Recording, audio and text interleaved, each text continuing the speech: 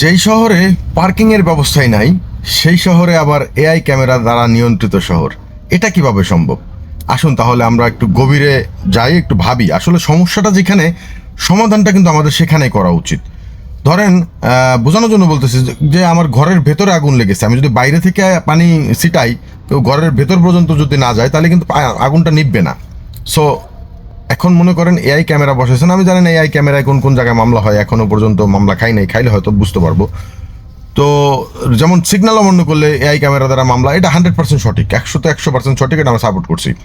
কিন্তু যদি রং পার্কিংয়ের জন্য মামলাও যদি এআই ক্যামেরা বা সার্জেন্ট সাহেবরা মুঠোফোন দিয়ে যে ভিডিওগুলি করে মামলা করে, যদি এইটা হয় তাইলে আমি মনে করি যে এটা সঠিক নয়। কারণ যেই শহরে ফুটপাত গভর্নমেন্ট থেকে, সিটি কর্পোরেশন থেকে ভাড়া দেওয়া হয়, সেই শহরে মানে পার্কিং অবৈধ কিভাবে হইলো? কারণ একটা শহরে যদি পার্কিং ব্যবস্থা না থাকে তো সেখানে মানুষজন কি করবে? এই চালকরা ড্রাইভিং শিখে তো আসলে ভুল করে নাই। আর ড্রাইভিংয়েরও কিছু ল থাকে যে আপনি পার্কিংয়ের ব্যবস্থা না করে যদি অবৈধ পার্কিং ঘোষণা করে দেন তাহলে এই মানুষগুলি কোথায় যাবে? ধরেন আমি কোনো এক স্যারকে নিয়ে বা আমি আমার স্যারকে নিয়ে আমি একটা অফিসে গেলাম বা একটা মার্কেটে গেলাম, যেমন নর্মাল বিষয়, যদি মিরপুর 10-এর কথা চিন্তা করি আমরা, যে মিরপুর 10-এ যদি একটা গাড়ি নিয়ে যাওয়া যায় তো আমরা কি করি মূলত? কিন্তু ওখানে কিন্তু কোনো পার্কিং থাকে না, মিরপুর 10-এর কোনো মার্কেটে কিন্তু পার্কিং পাবেন না। তো আমাদের কি করতে হয়? বাধ্য হয়ে ভিতরের অলিগলি যেগুলি আছে এগুলি খুঁজে খুঁজে পার্কিং করতে হয়। তো এখন ধরেন যদি এই আইনটা চালু হয়ে যায় তো সার্জেন্ট সাহেবরা তো চাইলে ওই গলিতে গিয়েও মামলা করতে পারবে, তো সেটা করে, আমি খাইছি। যেমন গুলশান এরিয়ায় পিঙ্ক সিটির পিছনে কিছু রাস্তা আছে, আপনারা জানেন, সেখানে নো পার্কিংয়ের কোনো সাইনবোর্ডও নাই, আবার কোনো পার্কিং ব্যবস্থাও নেই। তো যারা মানে আননোন পার্সন, যারা গুলশান এরিয়াতে থাকে না, গুলশানে আসে হয়তো কোনো অফিসের কাজে নয়তো মার্কেটে, তখন তারা কি করে? বাধ্য হয়ে গলিগুলোতে পার্কিং করতে চায়। তো তখন কি করে? সার্জেন্ট সাহেবরা এসে ভিডিও করে নিয়ে যায়, নয়তো মামলা দিয়ে দেয় সরাসরি এসে। আমি খাইছি, আমি জানি। তো এই যে ব্যাপারগুলি, যেমন যেই শহরে পার্কিংয়ের ব্যবস্থা নাই সেই শহরে এআই ক্যামেরা দ্বারা নিয়ন্ত্রিত কিভাবে শহর হয়? যদি আপনি উন্নত কান্ট্রির কথা চিন্তা করেন, তাদের পর্যাপ্ত পরিমাণ পার্কিং ব্যবস্থা আছে, হাইওয়ে রোডের থেকে ধরে মার্কেটের এরিয়াতে ধরে সমস্ত জায়গায় পার্কিং এর ব্যবস্থা, তাদের পার্কিং নেওয়ার সমস্যা নেই।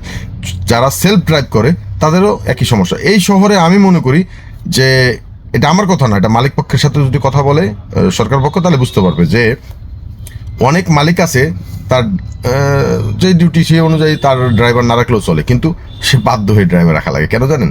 কারণ তার গাড়ির পার্কিংয়ের ব্যবস্থা নেই।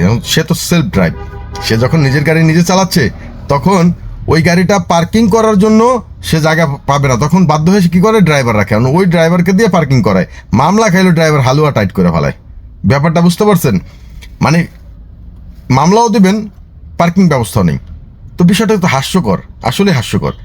তো আবার দেখেন রাস্তার ভিতরে, আমরা বেশ কিছুদিন ধরে আলোচনা সমালোচনার মধ্যে দেখতেছি যে রাস্তার ভিতরে দোকানের জন্য ফুটপাত কাট দিয়ে দোকান বসানোর জন্য করতেছে। তো আপনারা যদি সেটাই পারেন, ড্রাইভারদের কত জ্বালাইতেছেন কেন? এই শহরের ড্রাইভাররা কিন্তু এমনিতে প্রচুর জ্বালার ভিতরে থাকে। যেমন দেখেন, ড্রাইভারদের কিছু সমস্যা আপনাদের শোনা উচিত, জানা উচিত। একজন ড্রাইভার জানে কিডনিকে কিভাবে অচল করতে হয়, আস্তে আস্তে, ধীরে ধীরে। কেন বললাম জানেন? এই শহরে আমরা যারা ড্রাইভার আছি তারা আসলে এই ওয়াশরুমের জন্য খুবই বিপদে আছি আমরা, এটা ম্যাক্সিমাম ড্রাইভার। তা আল্লাহ আমাদেরকে রোবট বানাই দিছে। যদি রোবট না বানাইতো, মানুষই যদি বানাইতো আপনাদের মতো, তাহলে আমাদের কিডনি এতদিনে জ্বলা যেত। কারণ ধরেন একটা, আমার স্যারকে নিয়ে আমি মিরপুর থেকে বের হইলাম, গুলশান এরিয়া আসবো, গুলশানের ঠিক মোড়ে রাউন্ড অ্যাবাউট যেই এর পাশেই দেখবেন ডিসিসি মার্কেট, গুলশান 2-এর কথা যদি চিন্তা করি, ওইখানে একটা পাবলিক টয়লেট আছে। আচ্ছা, ওইখানে কি কোনো গাড়ি পার্কিং এর ব্যবস্থা আছে? তাহলে একজন ড্রাইভার যে ওয়াশরুমে যাবে কিভাবে যাবে ভাই? ওইখানে রাখলে তো নগদ এসে মামলা করে দেবে, ভিডিও মামলা হয়ে যাবে। তো তাইলে ওই জায়গায় আপনার ওয়াশরুম করে কি লাভ? কাদের জন্য বানাইছেন? তাহলে এই শহরে তো ড্রাইভারদের জন্য কোনো কিছু ভেবে বিআরটিএ বলেন, সিটি কর্পোরেশন বলেন, গভর্নমেন্ট বলেন, কেউ তো কোনো কিছু করে না। তাহলে এই দেশের ড্রাইভাররা তো যে মানুষ, একটা সম্পদ, এটা তো আসলে কেউ ভাবে না। যখন এই ড্রাইভারটা অ্যাক্সিডেন্ট করে, আচ্ছা একটা বার এই যে মিডিয়া বলেন, যত কিছুই বলেন, অ্যাক্সিডেন্ট হওয়ার পরে কি জানতে চেয়েছে যে আসলে এই ড্রাইভারটা কেন অ্যাক্সিডেন্ট করলো? তারা তো ঠিকই টিম গঠন করছে, তদন্ত কমিটি গঠন করছে, কিন্তু আদৌ কি জানতে চাইছে? এমনও তো হতে পারে যে এই মানুষটার ওয়াশরুমের ব্যাগ এত বেশি হয়েছে যে তার মাথা নষ্ট হয়ে গেছে, তখন কি করবে সে? কারণ এই শহরে ফুটপাতেও সে করতে পারতেছে না, আবার ওয়াশরুমও পাচ্ছে না। যেখানে ওয়াশরুম আছে সেখানে গাড়ি পার্কিং এর ব্যবস্থা নেই। এই মানুষটা কি করবে, যাবে কোথায় ভাই? বাইরে এদেশ যারা চালান, যারা সংশ্লিষ্ট কর্মকর্তা আছেন, তাদের এই বিষয়টা একটু নজরে আনা উচিত। একটু নজরে আনেন, আপনারা একটু নজর দেন যে চালকরা আসলে অনেক পরিশ্রম এদেশে করে এবং তাদের ন্যায্য মজুরিটাও আপনারা দেন না। একটু ভাবেন ভাই। তারপরে এআই ক্যামেরা, এই ধরনের মামলা মোকদ্দমা এইগুলি দিয়েন, তাতে কোনো আপত্তি নেই।